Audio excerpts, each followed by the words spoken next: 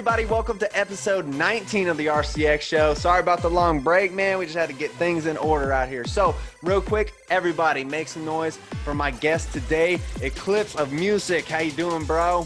What up? What up? Glad to be here. Happy you having me on, bro. Thanks for having me. Hell yeah, dude. Hell yeah. Episode 19, man. Episode 19. So, anyway, before we get into it with you, bro, real quick, everybody watching, just I wanted to give some quick intro plugs. I just dropped my new video, Headlights. Go check that out. That's with CJ Dippa. We shot that with Michael Rashad. It's hella dope.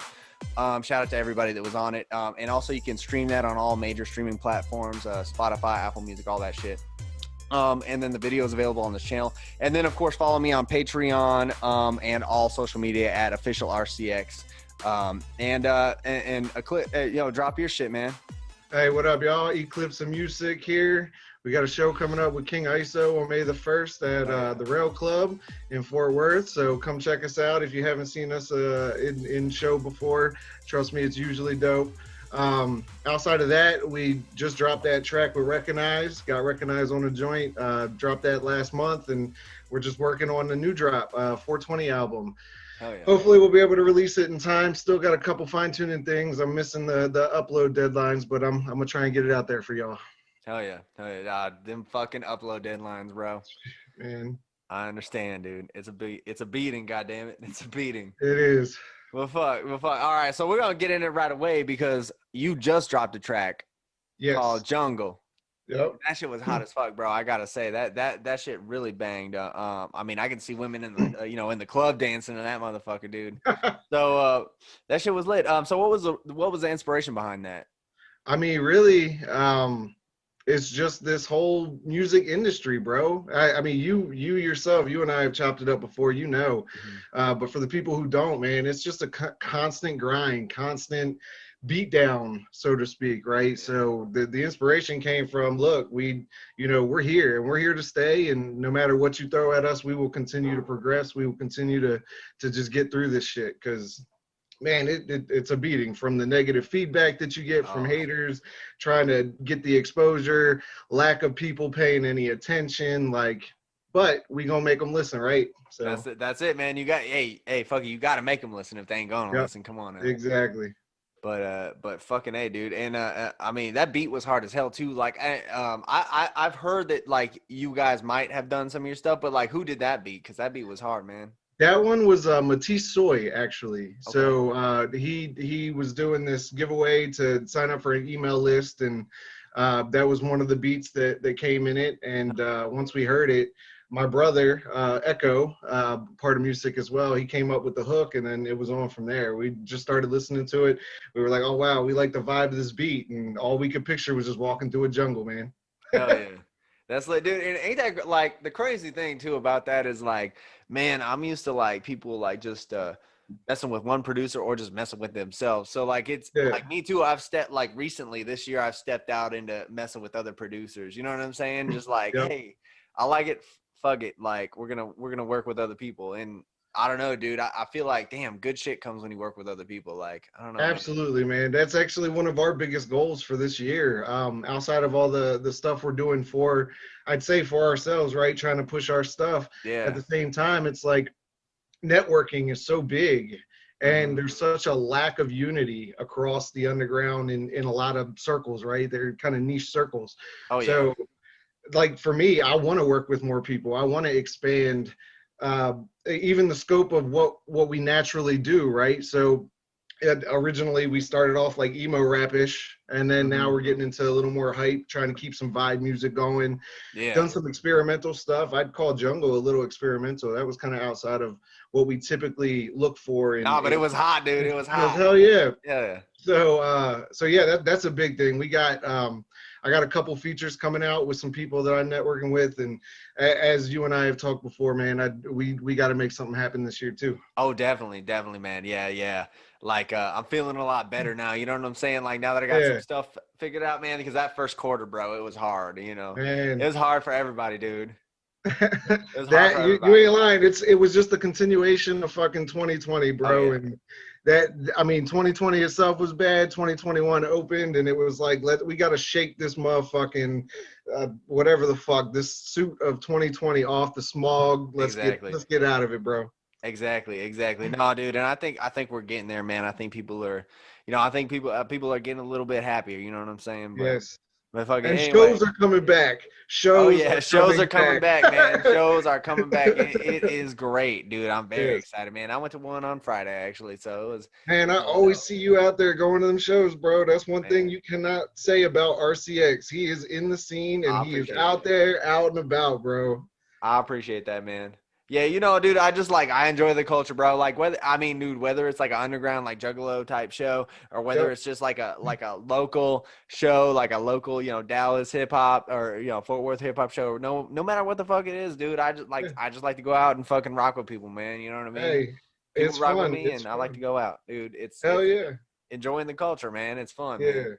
Hell yeah, bro. I'd tell you what, if the family keeps me tied to the crib a lot more than I'd like, but I I'm get it. living that family life too, so gotta respect that aspect. But yeah, that's another one of my goals too, just to get out there and like I said, networking, but at the same time go support people, man. Go to Oh the yeah. shows and fucking Exactly. rock out with them. Dude, I'll tell you this, man. I mean, a lot of people may not know this about me, but I started out like going to like Dallas like underground hip hop, but it wasn't like, it was like more like in the city, around Deep Ellum and shit like that. Oh That's yeah, where I was hanging out, man. And like there was like no like Juggalo underground hip hop shows at all going on. So like, no, that's back in like the days because I remember them days, man. That was like the Bone, Poor David's Pub, oh like yeah, those were where the shows were happening. Hell, I even went Crown and to Harp. yeah, oh yeah, that too, yep. Yeah. And then fucking the Bone ended up shutting down later, but they were doing matinees, bro. 1 o'clock in the afternoon, you could go catch a hip hop show, Damn, like that on Sunday. actually, you So know what? I would love that shit. yeah, right? Right? That'd be That's that perfect. shit where if We I'm take your walking down kids the to block, that. yeah, I just walk and be like, okay, yeah, let me check this out. Right, So, right, exactly. You'd be grilling there and shit, or like a restaurant just have, or like a oh bar or yeah, whatever. You know what I'm bar, saying? yeah, Like, bar, fuck or yeah, think about rooftop shows too. I'm just throwing out ideas now. I didn't see any of those, but we might like got to even talk about making that happen though. right, definitely. That sounds dope. I know a spot. It's low key and Oh it's got yeah. a great view of the what's that building? Bank of America building that turns green at night in Oh Dallas fuck yeah. skyline. Oh That's yeah. what's up. That's what we got to make that happen. Like the only thing is I'm scared to play in Dallas, bro. Like I try to avoid it like the plague because I got a parking ticket there one time. So I'm like, fuck, I'm trying not to go back. Yeah, yeah, I feel you on that, man. They crack down on that shit. No, dude, that's the only thing I hate about Dallas is the fucking parking out there. It's fucking trash, dude. It is. Ugh. It is. But hey, that's Well, why we love Fort Worth, man. Fucking A. hey, I just recently have been moving out into Fort Worth more often than I definitely had in the past. And yeah, you ain't lying, man. It's subtle out. It's low key out there, man. You show up to a show, they got the parking lot for the venue instead of having to find some city parking lots that all that bullshit that goes around. Yeah, dude. Fucking A, man. Oh shit. Well, I mean, like I know you mentioned earlier you got a show coming up, and like I'm definitely gonna be there because I'm pretty excited, dude. Like, is the whole crew gonna be out there? Because like I don't think I can say that I've ever seen you perform with the fucking whole group. Unfortunately, I think Yeah, it's only yeah, been you man. solo. Like Yeah, last Madness and Mayhem, bro. I yeah. think like, and I think the first one, the one before that was the one we met at. Yep. And I could be So, tripping, I don't know, but no, like, no, no, no. I think it was Madness and Mayhem that we officially met, and yeah, I think I had popped into something sometime that I think we had seen, or I had seen you. I don't think the crew wasn't there. It wasn't me performing. sure, So yeah. Oh, I feel you, I feel you. yeah. Yeah, I was gonna ask you. So, is your whole crew gonna be there this time? Yes, yes. This time they Yeah, will be, and that Madness and Mayhem, we really wanted to make it work for everybody.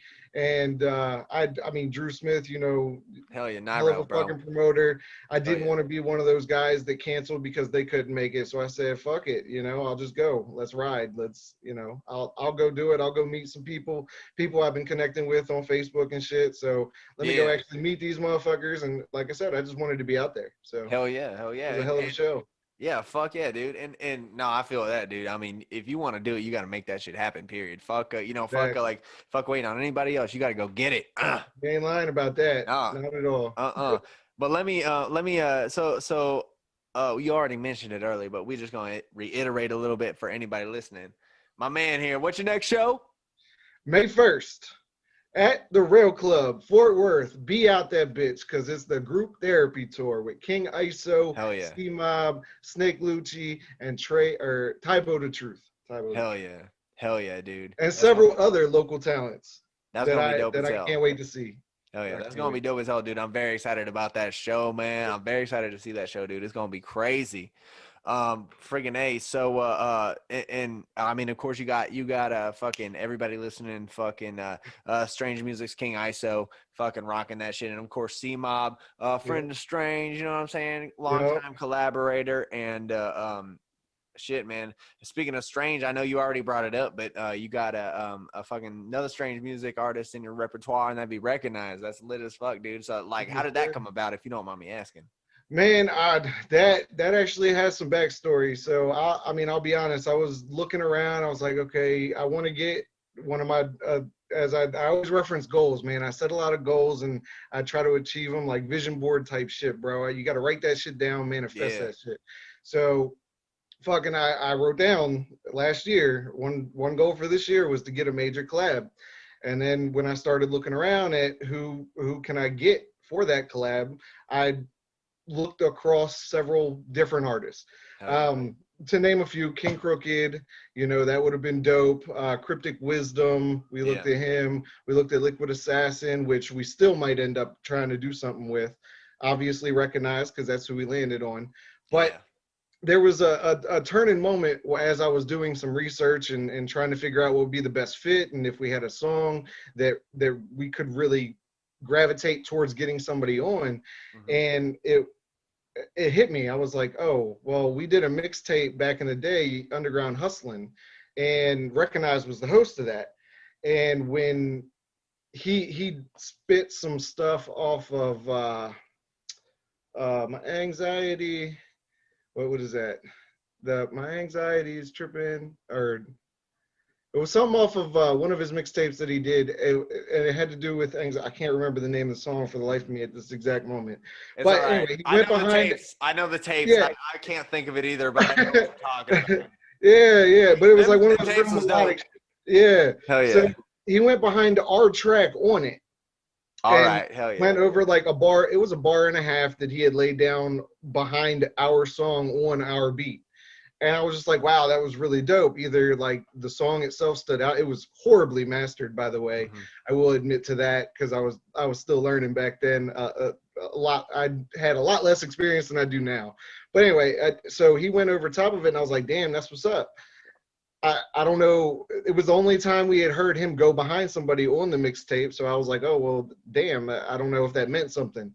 So then he came to Texas and did a show. Yeah. And I was at that show, and we ended up meeting and vibing. And I mean, the dude's just one of the realest dudes ever.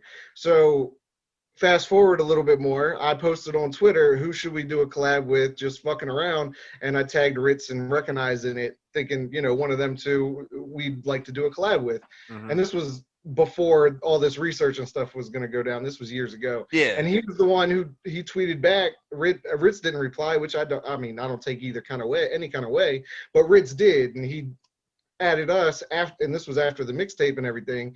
And he was like, let's work. So I'm sitting here doing all this research, and I'm just remembering all this shit. And I'm like, you know what? It's got to be Rec.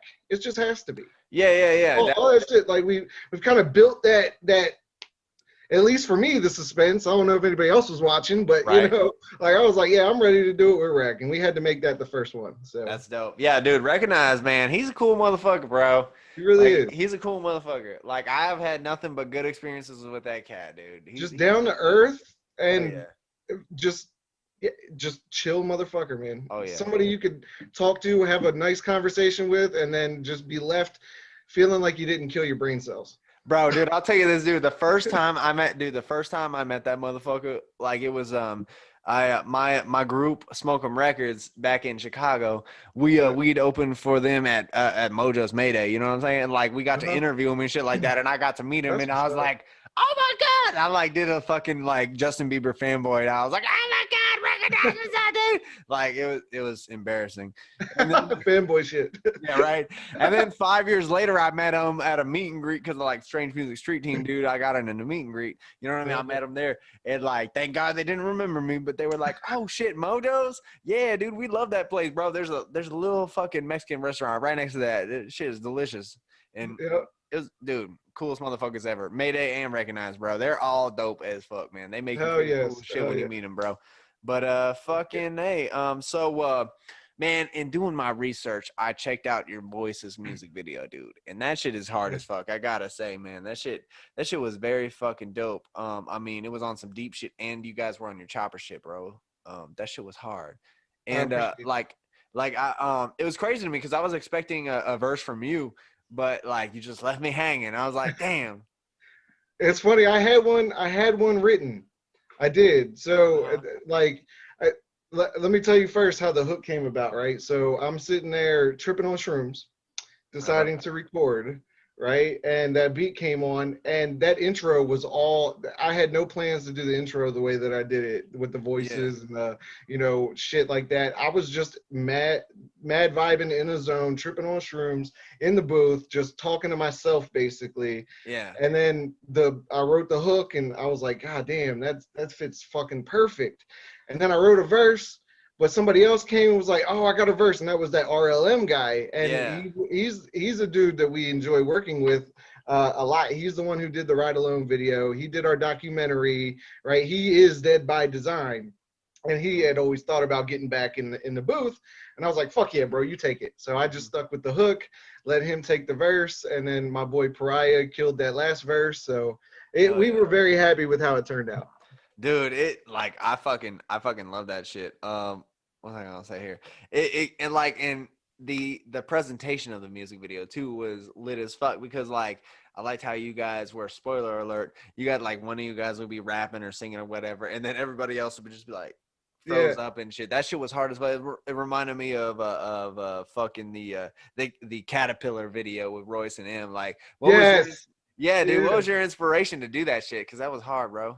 Man, actually, shout out to Fat Unicorn for the idea to do it that way. That where that was kind of the foundation of the video, where we were all kind of standing still. It was just more like activate the voice. The voice is now talking.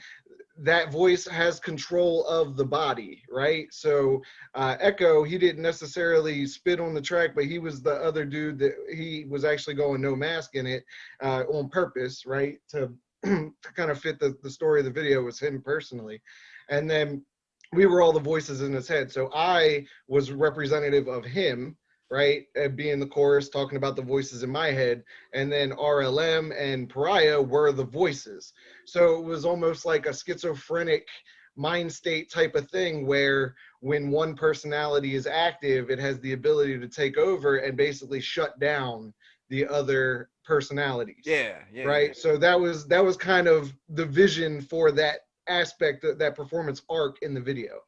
Was basically each voice would take over the body, say what it had to say, and then like I'd come back and take back over and like fuck these voices type shit, and then the other voice would take over. So that was kind of where it came from.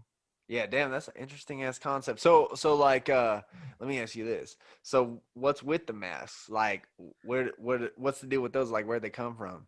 So that's totally based on like the Phantom of the Opera, right? Yeah, so definitely.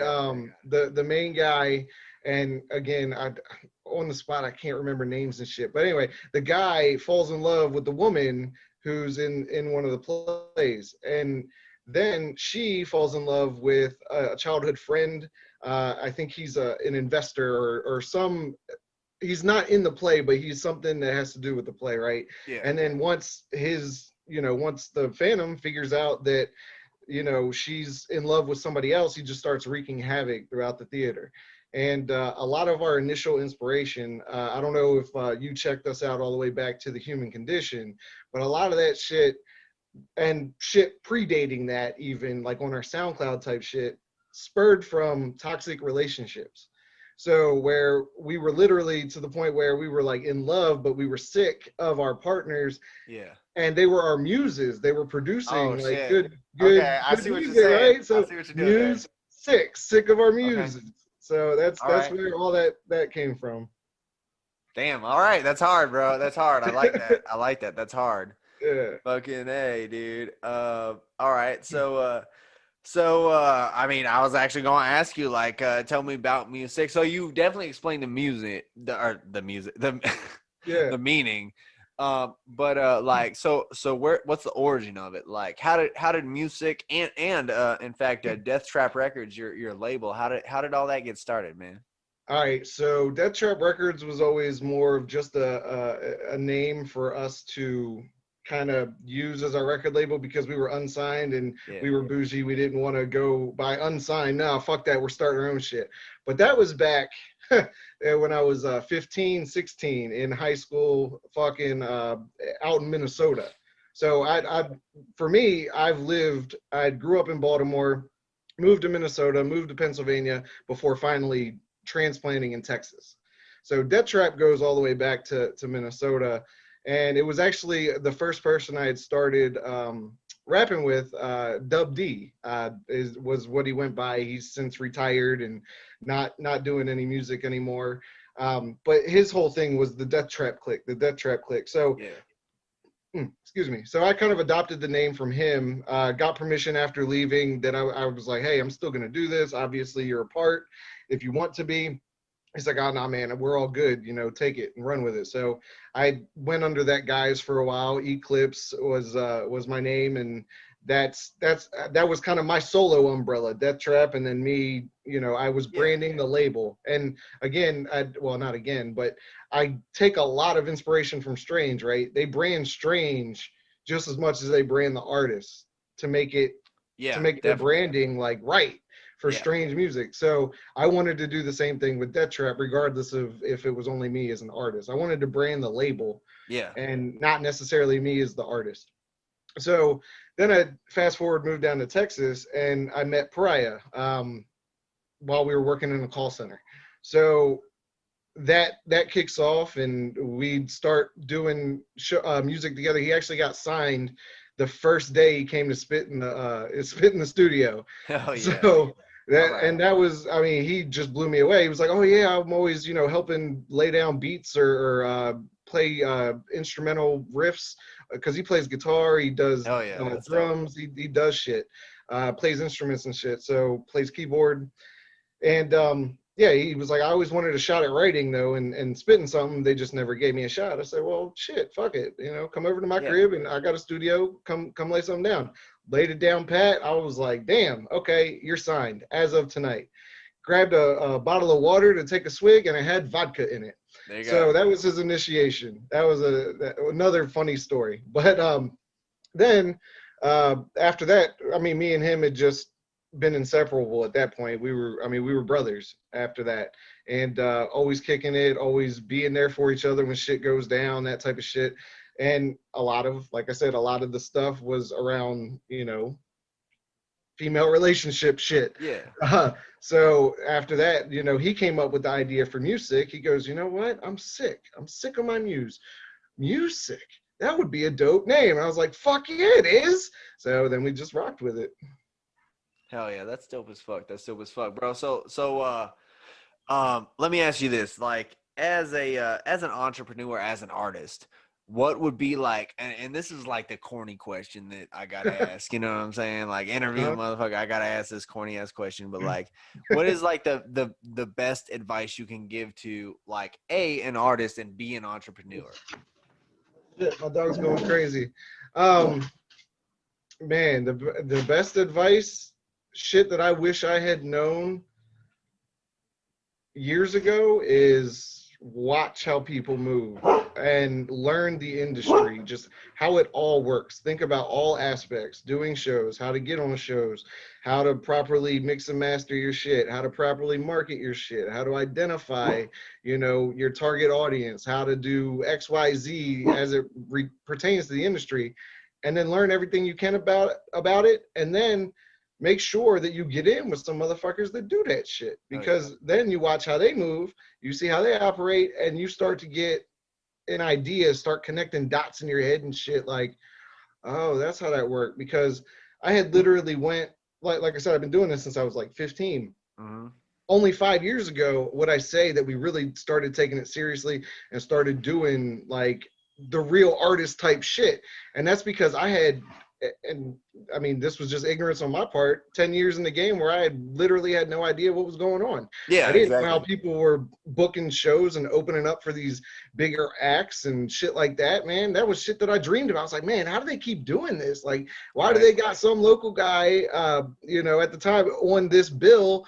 And it's like, how did they get that opportunity? So then, you know, you just start looking around for people who are in the industry making moves, and it's like, okay, let me watch, okay, and then you start thinking about how stuff works, and you start making the moves yourself, and it's like, okay, you start to see it and understand it, and that's what you need to do. If you're gonna go at it alone, and you're gonna be the entrepreneur, you're gonna start your own label, and you're gonna push that.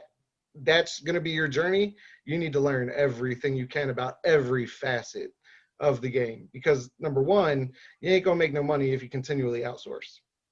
Number Oh yeah. two, at least in the beginning, right? Number two is you also know that you're not getting fucked if you know what's going on. Oh So yeah. you got to Yes. learn regardless. No, you definitely do. And like, I mean, like a phrase I like to say is you got to eat shit if you want to be shit. You know what I'm saying? Like, and that is that's like, absolutely true. Yeah. that's, I mean, that's what it is, bro. If you want to get on stage, bro, you better be ready to suck a lot of ass at the beginning because you're going Yep. to. But that's all in finding yourself and learning how to perform and, you know, and in fucking getting fucked. Occasionally you got to get fucked. I mean, I don't encourage it, but, you know, sometimes you get screwed and, hey, dude, it's a learning lesson, bro. It Yep. like just take it like that, bro. Charge Oh for the yeah. fucking rap game, bro. That's what it is. But fucking A. That's lit. So let me ask you this, dude. Another fucking video I was checking out that was pretty fucking hard was the Ride Along music video. And I fucking definitely that track was hard as fuck, bro. So what's the story behind that song, dude? Because I could definitely see like the video, dude. It had some motherfucking layers to it. Hell yeah, bro. So that, I mean, Right Alone actually started with a hook. And I had given some feedback to Pariah about some of his stuff and his writings. And I'm trying to remember. I can't remember exactly what I said, but it had something to do with how focused he was around like talking circles around the same thing. And there Yeah. wasn't really any like much of a story behind some of the stuff that he would write. Yeah.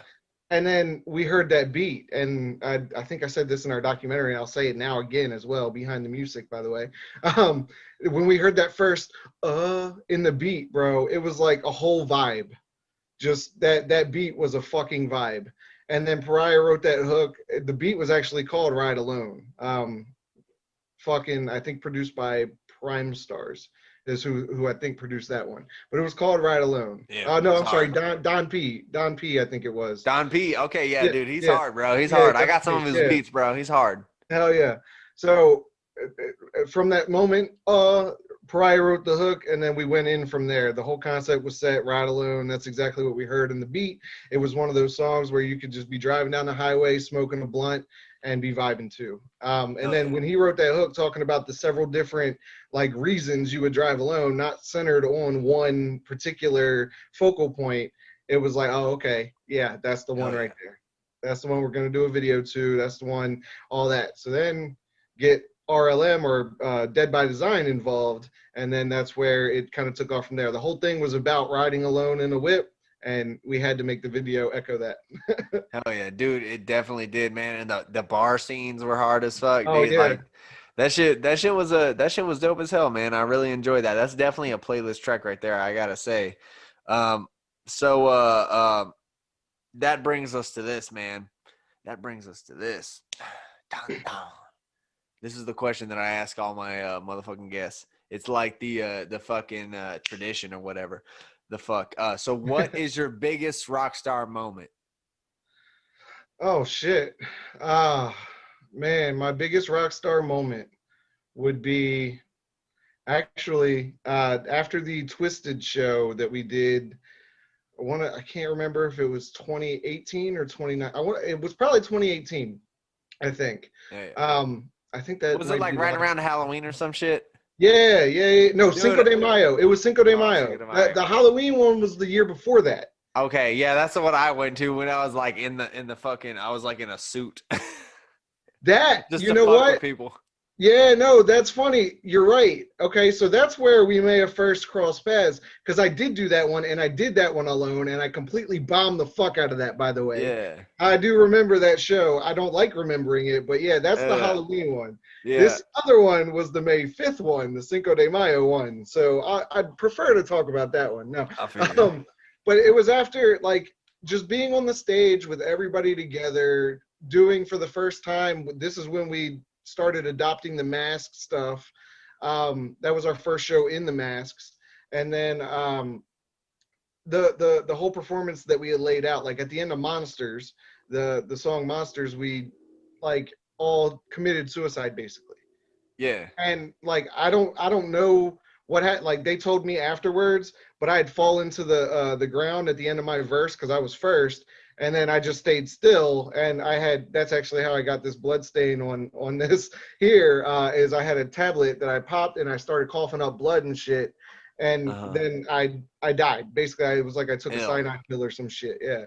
And then I couldn't see shit. But afterwards, like all the love that we got after that, everybody was like, holy shit, we thought that something really happened. We couldn't understand why everybody just kept moving right along, like nothing was going on. Like it captivated people's attention. And that's what we try to do, right? It's a performance. So that to me, like after seeing how everybody responded, that was my biggest rock star moment, because I felt like, you know, it was one of our best shows. It was one of the ones we got the most love after. And it was just all around dopeness. You know, people were coming up to us, hey, that was sick, man. Let me buy you a drink. Like, I felt like I was like somebody. Dude, that's fucking ill as fuck. Well, shit, man. I know you're a busy man, so we're gonna wrap it up real quick. Unless you got anything else you want to talk about. Yeah, bro. I want to say I just been watching you. Number one, I want to hype you up a little bit because, dude, I like I said, I'm a fan of you as well. No Free Chicken, bro. That's my shit. Number one. Yeah, thank that you, video bro. for I'm Taking It, that shit was fucking dope. Hell yeah. So like I've been watching you, and what I will say, number one, is you've got one of the illest fucking live shows I have seen in a long time. Bro, you're like thank a you big so much, fucking ball of meth. Hell yeah. I don't fucking know how you do it. Like you're just up there jumping and fucking hype the whole fucking time, bro. And I admire that. That's what I strive our fucking kind of shows to be. If I could get everybody to be as hype as I want to be, you know what I mean? So like I want to shout you out and say, dog, keep fucking doing your shit, and that fucking stage show, bro. We might have to get up on that because I might we might need to do something, work something. I need to know how you do that. Hell yeah, dude. Make it look easy. I'll tell you, dude. I just love playing live, bro. That's all it is, dude. It's like that's my dream, dude. That's all I give a fuck about, bro. Is just being on stage, dude. I love it. Amps you up. Hell yeah, I love rocking out, dude, and I love like thinking of crazy shit. Like, what can I do that? Like, I'm gonna walk out on stage and it's gonna blow motherfuckers' mind. They're gonna be like, God damn it, what the fuck? You know what I'm saying? Like, what the fuck is he doing? Like, that's exactly what crossed my mind, bro. I was watching your show and I was like, God damn, like, fuck. That's how a show should be done. That's exactly what I was thinking.